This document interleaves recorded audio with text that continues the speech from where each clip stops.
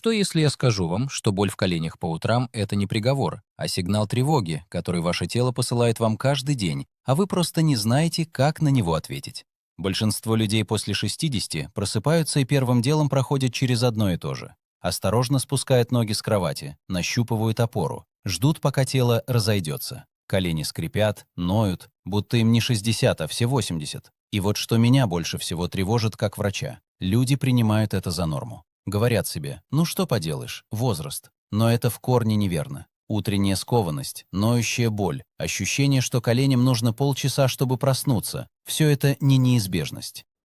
Это призыв к действию. Ваши суставы не сломаны, они просто давно обделены вниманием. И самый лучший момент, чтобы дать им это внимание, ровно тогда, когда вы открываете глаза утром. Сегодня я покажу вам 5 мягких упражнений, которые можно выполнять каждое утро. Никакого инвентаря, никакой необходимости ложиться на пол. Более того, первые 2 упражнения вы начнете прямо в постели, еще не успев встать. Меня зовут Андрей Гусев, я врач общей практики, и за годы работы я наблюдал сотни пациентов с болями в коленях. Мы будем двигаться от упражнения номер 5 к номеру 1 в обратном порядке.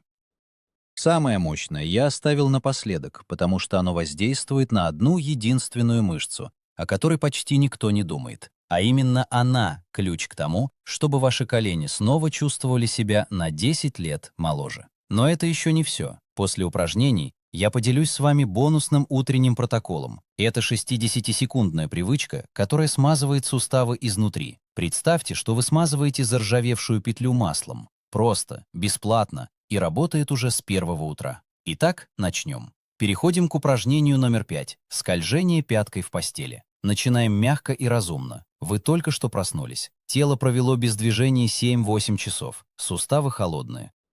Синовиальная жидкость, природная смазка внутри коленного сустава, за ночь загустела. Представьте мед, который простоял в холодильнике. Он становится тягучим и медленным. Примерно то же самое происходит с вашим коленом во время сна. Нам нужно разогреть эту жидкость, прежде чем колено начнет нести нагрузку. Вот как это делается. Оставайтесь лежать на спине. Одну ногу держите прямой. Другой ногой медленно сгибайте колено, скользя пяткой по матрасу в сторону ягодицы. Скользите ровно настолько, насколько это комфортно. Вы должны чувствовать легкое растяжение, но не боль. Затем медленно возвращайте ногу в исходное положение. Матрас здесь ваш лучший союзник. Он поддерживает ногу и снижает трение, поэтому нагрузка на коленный сустав практически нулевая. Вы просто двигаете сустав в диапазоне его возможностей, мягко разгоняя синовиальную жидкость, чтобы она снова стала теплой и скользкой. Выполняем вместе. Правая пятка скользит к вам.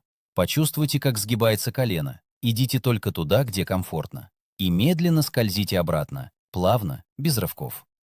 Теперь левая пятка. Скользим к себе. Чувствуем легкое движение в колене. И скользим обратно. Важная подсказка. Не пытайтесь насильно дотянуть пятку до ягодицы. Если колено сгибается лишь наполовину, это абсолютно нормально. Каждое утро будет немного разным.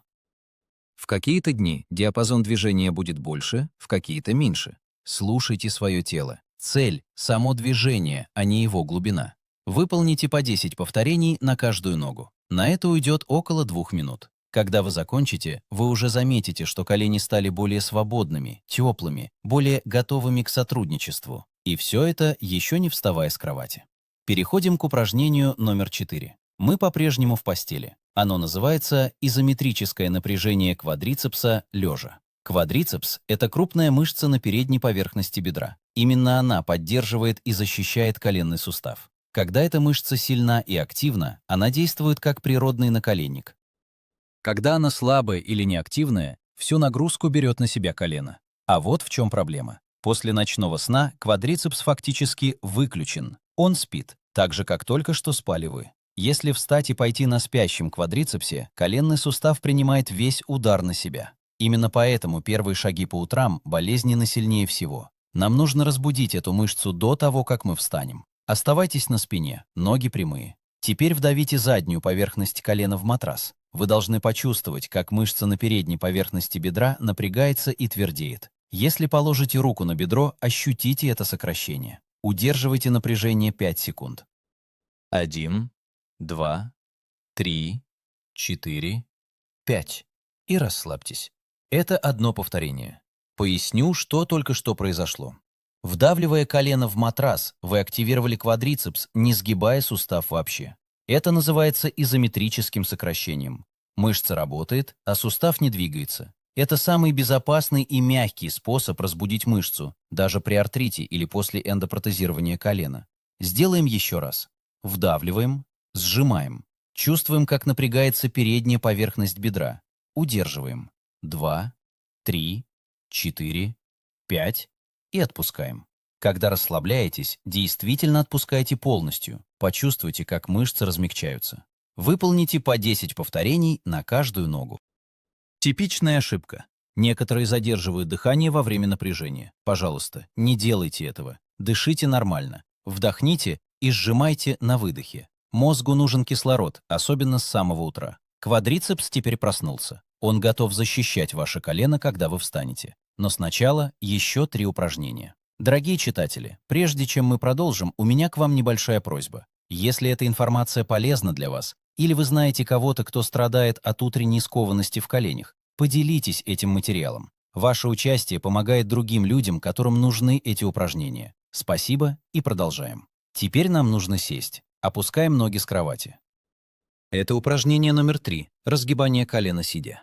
Сядьте на край кровати или на устойчивый стул. Ступни стоят на полу. Держите спину прямо. Теперь медленно выпрямите правую ногу перед собой. Разгибайте до тех пор, пока колено не станет максимально прямым, насколько вам комфортно. Носок чуть потяните на себя. Вы должны чувствовать, как работает квадрицепс. Удерживайте это положение 3 секунды. Затем медленно опустите ногу обратно на пол. Не бросайте ее, контролируйте опускание. Медленный спуск на самом деле полезнее для мышцы, чем подъем.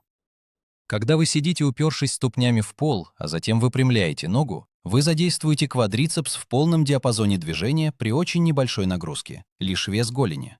Это формирует то, что мы называем функциональной силой. Оно в точности воспроизводит движения, необходимые при ходьбе, при подъеме по лестнице и при вставании со стула.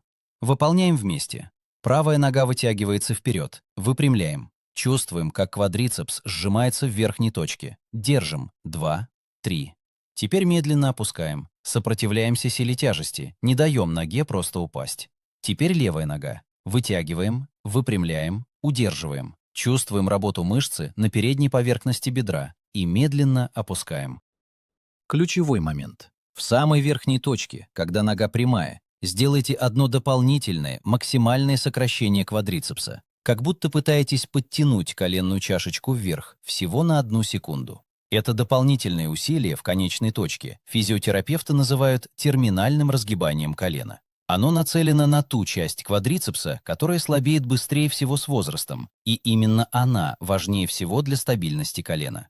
Выполните по 10 повторений на каждую ногу. Если одно колено более скованное или болезненное, начните со здоровой ноги. Это разогреет тело и даст скованному колену чуть больше времени.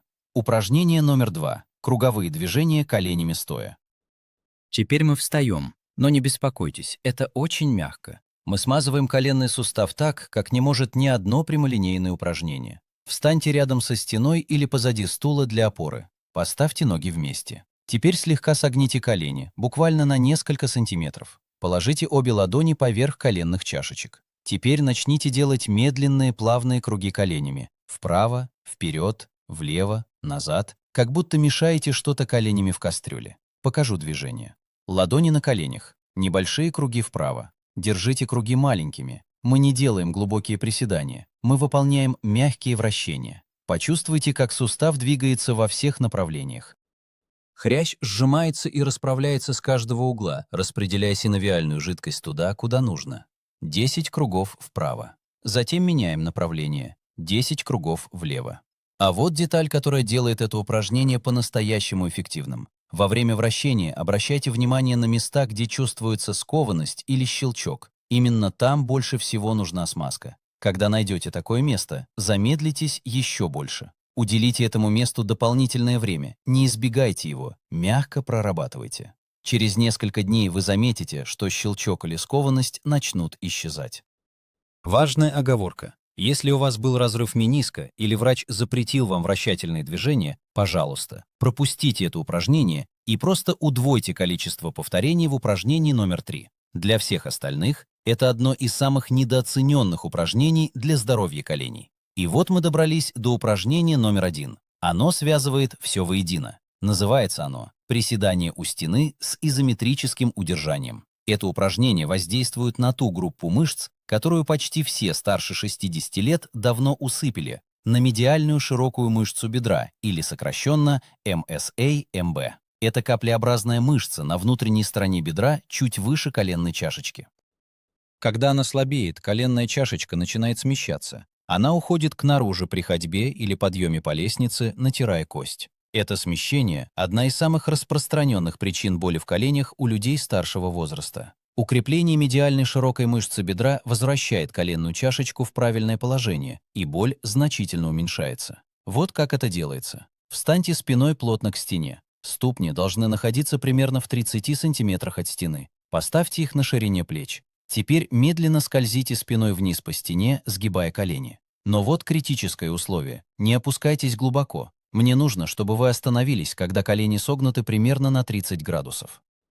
Это очень небольшой угол сгибания. Если представить циферблат часов, ваши бедра будут направлены примерно в положение 11 часов, далеко от положения сидя. Почему такой маленький угол? Потому что медиальная широкая мышца бедра наиболее активна именно в первые 30 градусов сгибания колена. Если опуститься глубже, в работу включаются более крупные мышцы квадрицепса, и эта маленькая мышца снова становится ленивой. Нам нужно изолировать именно внутреннюю мышцу. Теперь удерживайте это положение. Плотно прижмите спину к стене. Напрягите бедра, особенно внутреннюю поверхность, чуть выше коленной чашечки. Держите 10 секунд. Почувствуйте жжение. Это просыпается ваша медиальная широкая мышца бедра. Она может дрожать, это нормально. Скорее всего, она давно не работала в полную силу. Считаем вместе. Прижимаемся к стене. Напрягаем. 1, 2, 3, 4, 5, 6, 7, 8, 9, 10. Теперь медленно поднимаемся в исходное положение. Потрясите ногами. Сделайте вдох. Если у вас нет подходящей стены, или если стоять, опираясь на нее, неудобно для спины, вот модификация. Встаньте позади устойчивого стула, держась за спинку. Согните колени под тем же углом 30 градусов и удерживайте. Стена просто дает вам опору. Вариант со стулом работает для медиальной широкой мышцы бедра ничуть не хуже. Выполните 5 удержаний по 10 секунд каждое. Поздравляю, вы только что завершили полный утренний комплекс для коленей. Когда войдете в ритм, он будет занимать у вас от 8 до 10 минут. Но прежде чем вы выйдете из спальни, я обещал вам бонус – 60-секундный утренний суставной протокол. Выполняйте его сразу после упражнений, он многократно усиливает их эффект.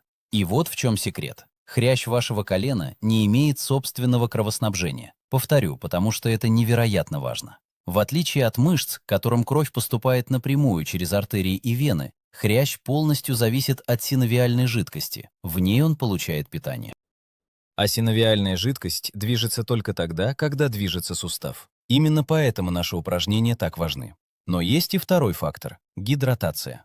После 7-8 часов сна организм обезвожен, синовиальная жидкость гуще. Хрящ всю ночь находился в условиях сниженного количества жидкости. Упражнения запускают ее движение, но нам также нужно восполнить ее запас. Протокол такой. Сразу после упражнений выпейте полный стакан воды комнатной температуры, не ледяной. Вода комнатной температуры всасывается быстрее. Пока пьете, делайте медленные круговые движения каждой стопой по 10 раз. Это поддерживает кровообращение в нижней части тела, пока жидкость поступает в организм. Все. Вода и круговые движения стопами. 60 секунд. Ваши суставы скажут вам спасибо. Давайте теперь соберу всю последовательность, чтобы вам было легко следовать ей. Как только вы просыпаетесь, еще лежа в постели, начинайте с упражнения 5, скольжение пяткой, по 10 повторений на каждую сторону. Затем упражнение 4, изометрическое напряжение квадрицепса лежа, по 10 повторений на каждую сторону. Эти два упражнения занимают около 4 минут в целом и подготавливают колени к нагрузке. Далее сядьте на край кровати. Упражнение 3, разгибание колена сидя, по 10 повторений на каждую сторону. Это активирует квадрицепс в полном диапазоне движения. Теперь встаньте. Вы уже должны почувствовать разницу. Упражнение 2. Круговые движения коленями стоя, по 10 кругов в каждую сторону. Это смазывает сустав со всех углов. Наконец, упражнение 1. Приседание у стены с изометрическим удержанием. 5 удержаний по 10 секунд. Это пробуждает медиальную широкую мышцу бедра, важнейшую мышцу для стабильности колена. Завершите бонусным протоколом. 1 стакан воды комнатной температуры и по 10 круговых движений каждой стопой. Дорогие друзья, я понимаю, когда что-то болит каждое утро, легко опустить руки. Легко поверить, что лучшие дни уже позади, но я вижу это каждый день в своей практике.